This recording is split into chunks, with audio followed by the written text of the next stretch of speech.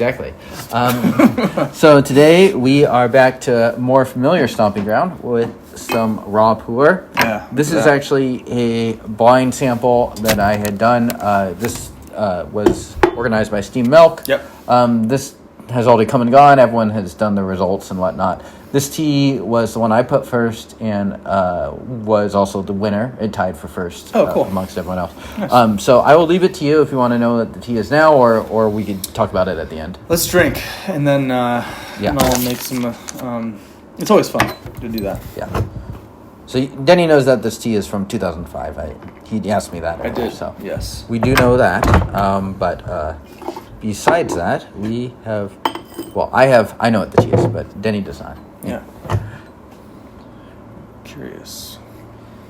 Big leaves. This looks like it. So just doing a quick rinse here. Get that water back nice and hot.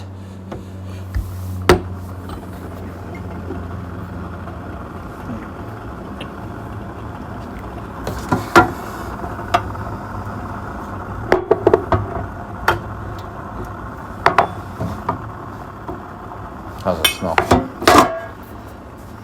Quite nice, plummy. And trying to discern the storage on it. Yeah. It's quite aromatic for something that's 20 years old. Sweaty. I wonder...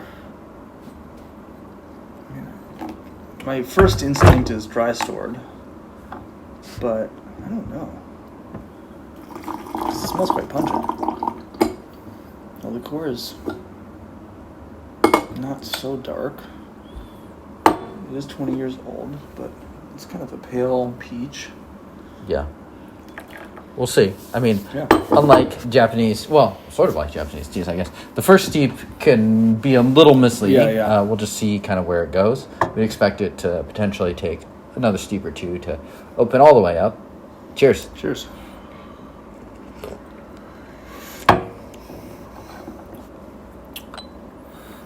Okay. Ooh, really nice aroma off this.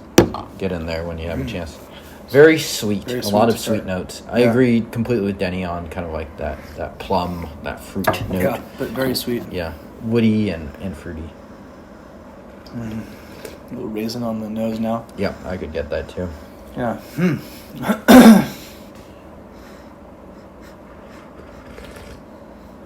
It's 20 years aged, but it kind of has like a semi-aged smell to it. Well, a lot of people would say 20 years is just semi-aged. Yeah, true. It's clearly, so we can say what it's not. It's clearly not super dry stored. Like it's not, It's not like bone dry. Yeah. It's not kind of getting in the hay flavor aroma. No, right. It's also clearly not Hong Kong traditionally stored. It's not basement A, rack and beets. Yeah, exactly. It's pretty bright flavor, but not like floral, but more in kind of like that wood plum.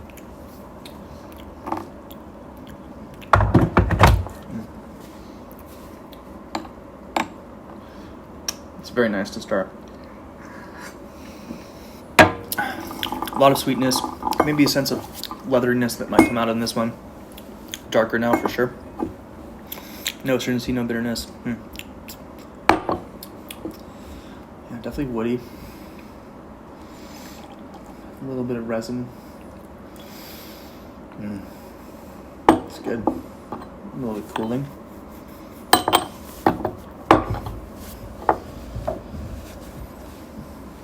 Material's pretty dark. Yeah. Oh, and so, great. subscribe. We are trying to get to 10,000 subscribers. That is our goal for 2025. I'm not talking at all. Very my own world. Yes, subscribe. Yeah. Well, Denny has more of a mental challenge than I do. I know what this tea is. Yeah. So, and one thing we are going to be doing actually is we are participating in the next Steam Milk blind tasting. Yeah. And Denny is as well. I'm looking forward to it. Which is new. Yeah. And so, the tea should be different. I think the theme that I think we're allowed to say is Duck Duck Die. So there's going to be, it'll be a little bit of a different theme than this. I don't want to bias too much and say exactly what the theme of this tasting was. But, yeah. We can talk about it at the end. Yeah.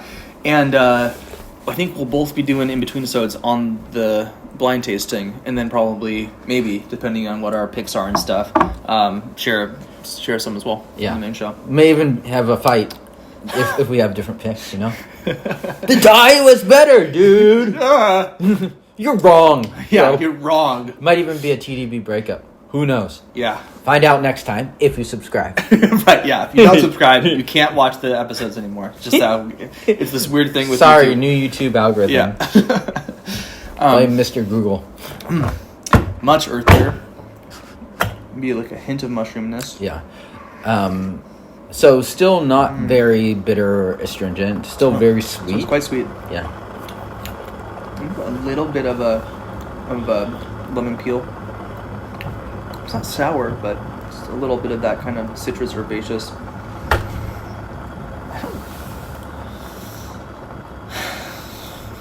I don't really know. I mean,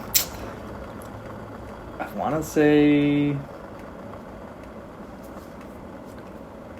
dye, maybe. You think it's factory? I don't know. I honestly don't really know. Yeah.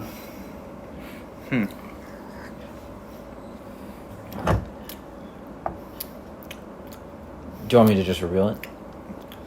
Let me have one more. Okay. You can just, I don't think I'm gonna be able go to ahead, guess the producer. One of the things that's fine. One of the things you realize on these wine tastings is that everyone brings so much psychology into the thing, and then if you do a blind tasting, the psychology, it's definitely not neutral in a blind tasting. Yeah. But it totally screws up everything. Yeah, because you're trying to guess what everything is. Whereas, like, I know what this is. I know about the flavor profile that should be, because I've had this tea like 7 or 8 times. Yeah. And so I'm aiming for that to be a certain profile. Right. And like Denny is the opposite. He's trying to guess what the heck this is in front of him.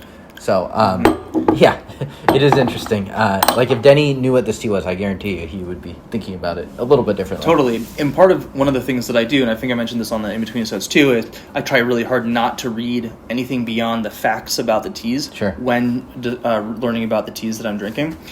Because I find that just like listening to reading a movie review, for example, before watching a film, I want to know who I respect likes this film without knowing anything else about it. And that's a really good, so if you have a fellow tea drinker or someone like that, or James is a great source, just kind of like inherent trust. I don't want to be biased or told very much about these teas going in blind. Nice residual flavors. Yeah. Although, I mean, it's like one thing, like if you know it's a certain age, then you might be able to be like, okay, I know it's not going to get too rough if I push it to this amount. So you would treat the teas a little bit differently than it's like if it was like something like a Shadwan or whatever. Stronger, more raisin. Maybe a little bit of camphor. Yeah, what I like about this tea, and it's a little bit muddled by the previous tea that we had, which was quite strong, is it leaves quite a nice feeling on kind of like the back of the mouth and the throat. I think it's not a super heavy tea, but it has a lot of things going on for it. Fairly complex as far as that goes. Yeah. I'd say very viscous, but a nice little viscosity, good body. Yeah. Okay, what the hell is this? So it's a Biyun Yiwu, so it is a 20-year-old Taiwanese stored Yiwu. Yeah. Would not have guessed. I can see the Yiwu now from the sweetness, but certainly it, yeah, okay. Yeah, you have a lot of the same notes I do. I think you're close. Well, so many, I mean, the thing also about Yiwu that's interesting is take a whiff of that. Styles have changed. True. Yeah. Fuck. Yeah. It's like now I notice it much more. It's like very classic Yiwu. It's like the wood, plum, like the way it lingers in your mouth. I think the lingering in the mouth is a little bit muddled because of the last tea, but yeah. And I can see, interesting. Yeah, the Taiwan store. That makes sense to me. That was something that I was like, someplace as a medium humidity. This might have been why I was looking at kind of thinking Yunnan there. Although Yunnan's not particularly humid. Yeah, it'd be a little drier. Yeah. But yeah, it's on the clean side. You definitely had some Taiwan tea that stored a little more aggressively. I think this tea did take a couple steeps to really open up too. Totally. Yeah, that last steeping was definitely the best one. And the only reason I would know that is because I've had this tea before. If I was having this tea blind like Denny, I don't know that I would have brewed it exactly the same way. So it just shows you why these things can get psychologically very complicated. It's like if you know a tea really well, you know what it should be like, then you can kind of fit and play off of the leaves and kind of get what you're going after. Yeah. The fruit on this is just so lovely. And, these older Yiwu teas, for me, I love the complexity that they provide. Again, we talked about an episode ago, just occupying a large range of flavors. And I love the high sweet plumminess on this and the deep earthy woodiness on this. Maybe a slight amount of medicinal flavor. It's really nice. Yeah. Yeah. Okay. Mom test. Maybe. Maybe. What do you think? Probably if it was a lighter hand on it. You think so? Yeah. Too pooey? I think so. Okay. It has a little bit of that like resinous, dark, slight camphor flavor that I think is a little bit abrasive for new tea drinkers. It's funny though, because if you can get past that maybe kind of sharper note to start, I'm just sitting here and talking. It's so sweet. Yeah. I mean, that for me, oh shit, I'm just drinking over myself. Diddy peed his pants. Yeah, exactly. It's gonna seem like something inappropriate. Yeah. Anyway, yes, this tea now makes a lot more sense to me. Yeah, I mean, you wonder about these teas. I don't know if I've noticed how this tea transforms to that aged profile for these ones. I don't think I can't remember having many that have aged past these flavors. Yeah, this is kind of at the periphery. Right. Yeah, I mean, there are some that are a little bit older, but it's like because of the styles and the processing changes, a lot of the older ones, kind of like the more factory style, which we know does, ages pretty well, but it's just inherently a little different. Yeah. I mean, this is 20 years old, so I mean, I know. Pretty old. And you wonder how long this has until it's starting to get into that kind of truly aged flavor. Sure. And it's not, I mean, it has a little bit of that resinous quality, but it's not like it needs a lot of smoothness to age out of it. No. At this point. Yeah, no, not at all. Yeah, the ongoing sweetness on this is really lovely.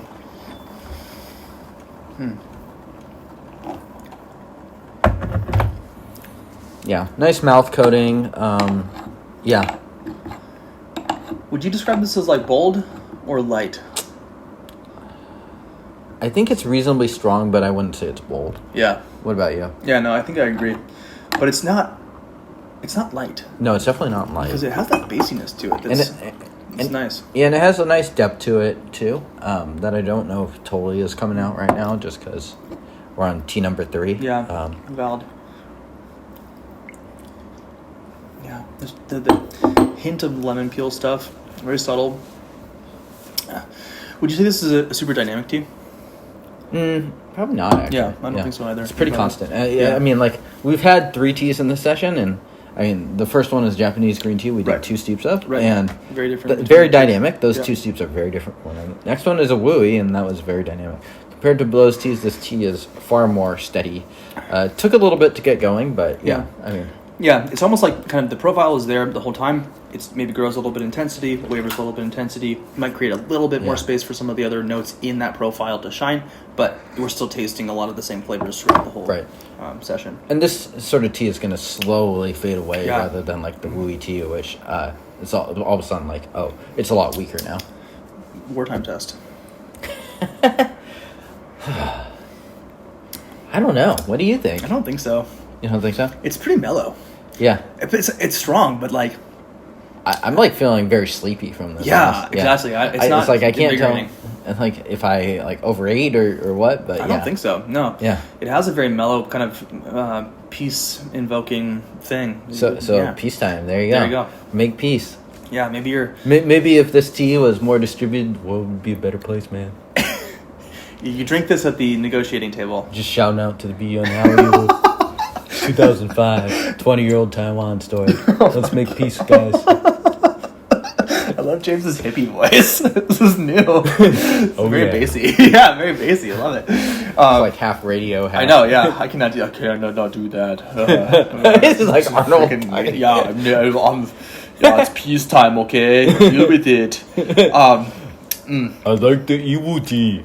I love that. I think one thing that's nice about this is that the resinous flavor, for me, builds a little bit in the mouth, kind of almost adding on top of itself, just a little bit every steeping. And maybe it's just the intensity of the tea, but I like that. That's growing for me. Yeah, this is really nice, I have to say. Yeah. Pretty easy drinking for... I agree. Yeah, for tea that's kind of strong. I think this is a tea to also kind of take it slow, having it in like a slower context. Yeah, it's kind of zonking me, to be honest. I'm like feeling very, sleepy in the head. Yeah, I know. Exactly. So, last tea felt me like I wanted to do cardio. This tea, a little bit less so. So, kind of getting jerked around here. Well, I admit, I did not get this one right this time. That's totally okay. Yeah.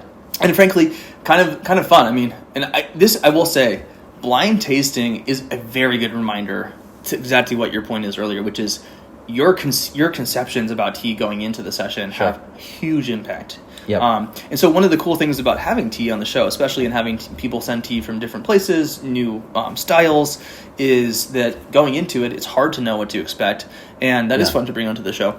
And then sometimes one of us knows more than the other. Right. It's like if you bring a Japanese green tea on, I'm going to know a lot less than you. But like for a tea like this, obviously, I knew more. Oh, yeah. So, yeah. Yeah, definitely nice for... Yeah, if you like raisins, if you like resin, deep, earthy wood, pick this up. Raisins, resin. I'm trying to think of another R word. The new RRR. Arbol. Arbol. Yeah, that's like Spanish for tree. I don't know. Yeah, I know that from the children's book as well. Okay, there you go. Yeah. Can people pick this up? I mean, yeah. They can. It's not a cheap one. Right. This one is it's 500-gram chonker cake, and I think it's over $1 a gram. But I would say that this is a pretty nice Yiwu. Definitely one nice to sample. So I would say this is amongst my favorites for sure. Yeah. Again, I don't totally know what direction this is going to go as it ages. I'm curious about that too. Because it is just kind of a unique. Right. It's like a very Yiwu profile, but it's like the sort of Yiwu profile. I don't know what this looks like at 30 years or 40 years. Yeah. I'd be curious about that too. And frankly, it's hard to find examples of those sorts of teas at this point. So maybe a tea to buy and then share with friends and partition out, especially at the price point. Yeah. Or go and Google and get a sample yourself. I mean, it's one of those things where it's like nice to have smaller quantities. Yeah. It's like stuff like the Japanese tea. You don't have to worry about a 500-gram cake. Yeah, It's totally. not like you're going to buy 500 grams of sencha just willy-nilly. Still really enjoying the flavor on this one. Yeah. Shout out to all the people out there. Steam Milk. Steam Milk, thank you, dude. Looking forward to the next blind tasting. Everyone on Discord. Is that Discord? I don't know. It's like the Wakanda symbol. Yeah, I don't. I can barely figure out how to do Discord. I was literally like, I felt one of my most boomer experiences was being like, "What is Discord about? Are we chatting on this?" I've seen Slack, which we use for work, described as boomer Discord. So there you go. It makes sense now. Now I understand. Yeah, got it. Hashtag Discord. Okay. Subscribe. If you made it this far, you have to subscribe. If you're not subscribed and you made this far, something is wrong with you. Yeah, exactly. Seek help. Yeah, seriously. Yeah. We support mental health therapy. Yeah. Check out Thursday episodes for a lot more information about pu'er than I provided today. I clumsily drink pu'er probably once every 6 episodes in the Denny Suds at this point.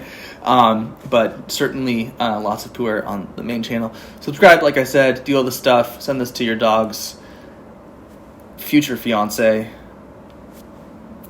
Peace. Until next time.